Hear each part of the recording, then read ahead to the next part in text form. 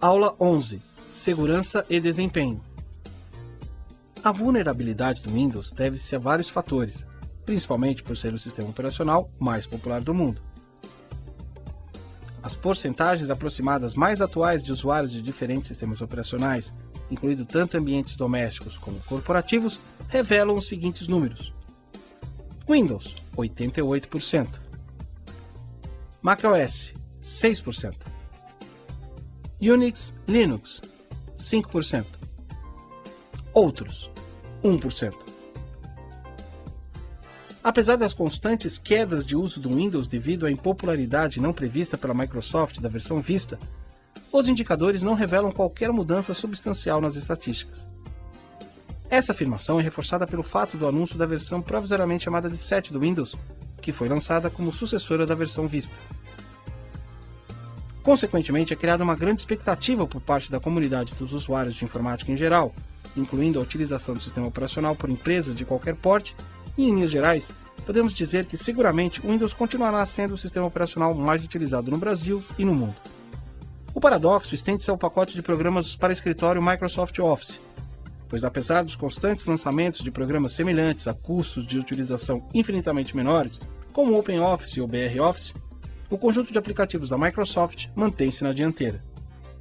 Antes da popularização da internet, a principal e praticamente única providência a ser tomada por um usuário intermediário para manter a segurança de seu sistema era a instalação de um bom software antivírus. Essa política, por força da necessidade, foi completamente modificada não só pela crescente dependência dos computadores da internet, mas também pela metodologia de conexão adotada nos dias atuais, composta de conexões por banda larga intermitentes, as quais não necessitam da utilização de um discador ou operações para sua realização. E as tecnologias sem fio, wireless, que permitem a conexão de desktops, notebooks e PDAs à internet sem o uso de cabos, bastando selecionar uma rede disponível dentro de um raio de alcance muitas vezes de limite nada modesto. Todas essas considerações obrigam o usuário a conhecer mais das peculiaridades de segurança para a adoção de medidas mais avançadas, incluindo, como veremos no próximo tópico, a utilização correta do firewall. Modelo de rede OSI e firewall. O modelo OSI serve de base para qualquer tipo de rede, LAN, MAN e WAN, e é dividido em 7 camadas ou pilhas, sendo cada uma com sua devida funcionalidade. A camada 1, ou camada física, define os meios de comunicação. São características como os níveis de voltagem em um cabo, quantidade de ondas eletromagnéticas e distância máxima atingida por uma rede são definidas por essa camada. O objetivo principal dessa camada é fazer com que um bit 1 transmitido por uma estação seja entendida pelo receptor como bit 1 e não como bit 0. A camada 1 trabalha então basicamente com as características mecânicas e elétricas do meio físico. A camada 2, ou camada de enlace, recebe e transmite uma sequência de bits, sequência de zeros e uns da camada 1, e os transforma em uma informação válida para que seja utilizada pela camada 3. Trata do endereço físico de cada dispositivo e da entrega ordenada de informações. O endereço físico de cada dispositivo é conhecido como MAC, Media Access Control, que é configurado pelo seu fabricante. O MAC é composto de 6 bytes e é normalmente indicado em hexadecimal. Por exemplo, um número 00 pontos, 80 pontos, 63 pontos, A3 pontos, F4 pontos, 2D, no qual os primeiros 3 bytes são formados por um código que representa o fabricante, que é definido pela IEEE, e os últimos 3 bytes são definidos ou fornecidos pelo próprio fabricante da placa. Alguns dispositivos que fazem parte dessa camada são as placas de rede e os switches. Camada 3, ou camada de rede, fornece seleção de caminhos entre 2 computadores que queiram se comunicar, que podem estar localizados em redes geograficamente distantes, oferecendo um controle de congestionamento. A seleção do melhor caminho é conhecida como roteamento. Um exemplo de dispositivo que se enquadra nessa camada é o roteador, atualmente usado até mesmo em nossas residências e presentes em muitos modems para conexão ADSL. A camada de rede é responsável pelo endereçamento IP que determinados dispositivos de rede possuem, placas de rede, roteador, modem roteador, access point, etc. ou um dispositivo de rede possui para identificá-lo na rede. Toda a função de roteamento e identificação para o usuário é feita pelo endereço IP. O dispositivo, então, além de possuir um endereço referente à camada 2, o endereço MAC, possui também um endereço referente à camada 3, o endereço IP. Essa camada pode fazer o agrupamento de pequenos pacotes em um único para a transmissão pela rede, ou a subdivisão de pacotes grandes. No destino, os dados são recompostos no seu formato original.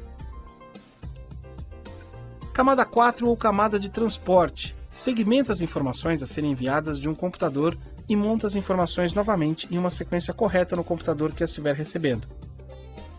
Essa segmentação acontece pelo fato de as informações não poderem ser enviadas de uma vez só, em um único pacote. Como exemplo de protocolos presentes nesse nível, temos o TCP/IP, Transfer Control Protocol, e UDP, User Datagram Protocol. Camada 5, ou camada de sessão, controla o transporte de dados de uma maneira mais refinada que a camada 4, que é a camada de transporte, em determinadas aplicações. Uma sessão permite que duas estações se comuniquem por meio de um protocolo comum entre elas, possibilitando a troca de arquivos e mensagens.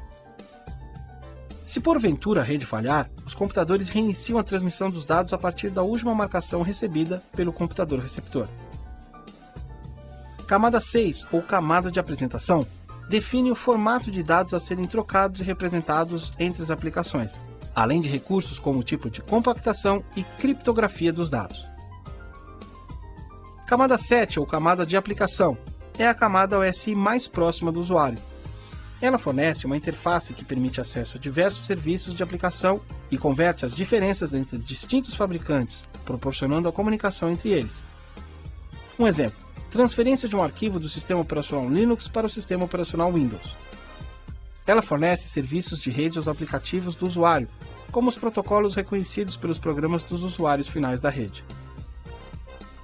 Exemplos de protocolos desse nível são NFS, Network File System, protocolo de compartilhamento do arquivo do Linux, SMTP, Simple Mail Transfer Protocol, protocolo para transferência de e-mails, e FTP, File Transfer Protocol, protocolo para transferência de arquivos.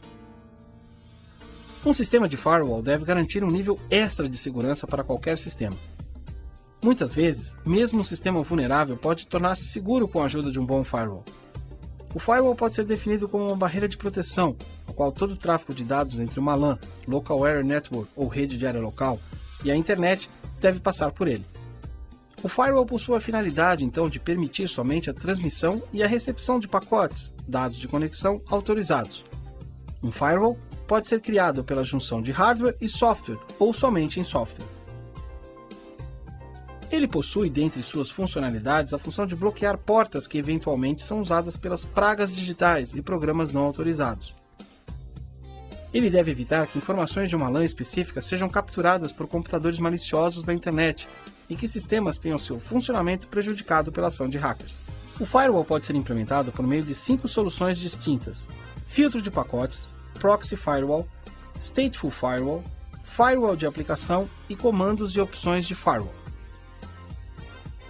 O firewall, quando trabalha com um filtro de pacotes, possui um conjunto de regras que analisam e filtram pacotes enviados por redes distintas de comunicação e deve analisar individualmente os pacotes à medida que estes são transmitidos da camada de enlace, que é a nossa camada 2 do modelo OSI, para a camada de rede, a camada 3 do modelo OSI.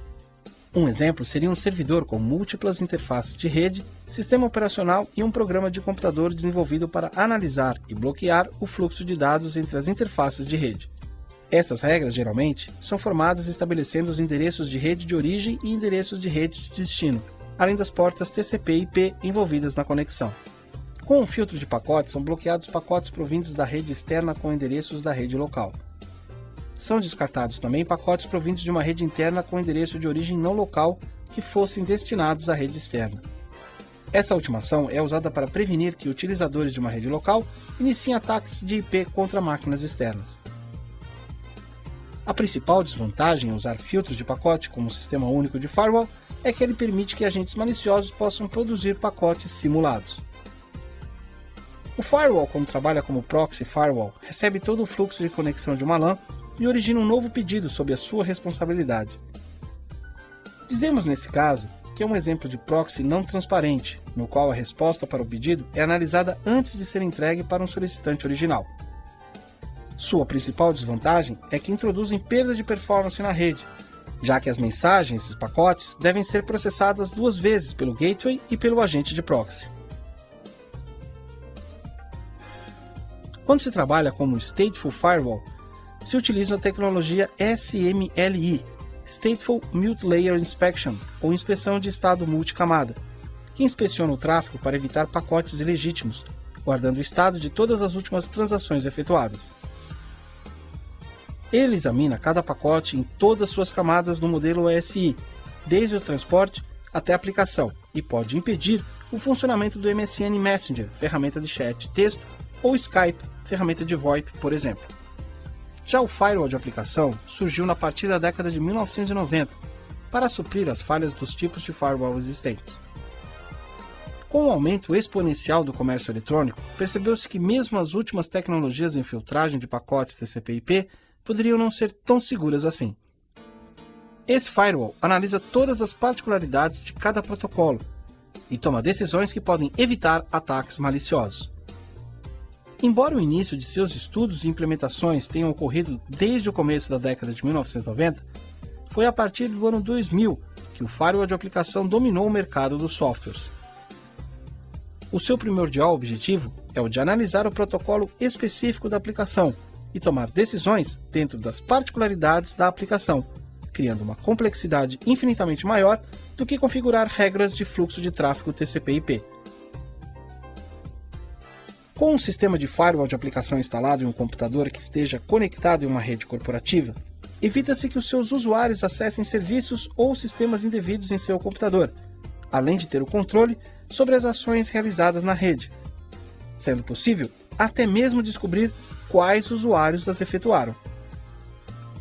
Antes de esperar qualquer proteção por parte dos sistemas de proteção instalados no computador, como os antivírus e firewalls, é necessário o hábito de não abrir arquivos anexados em e-mails com extensões suspeitas, por exemplo, .exe, .scr, etc.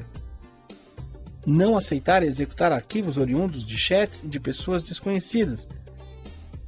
Principalmente, evitar os arquivos .doc de origem não confiável, pois neles podemos encontrar vírus de macros, que são programas inseridos nos textos e capazes de infectar todo o sistema operacional. Para abrir documentos .doc de origem suspeita, podemos, por exemplo, utilizar o programa WordPad, que não executa vírus de macro.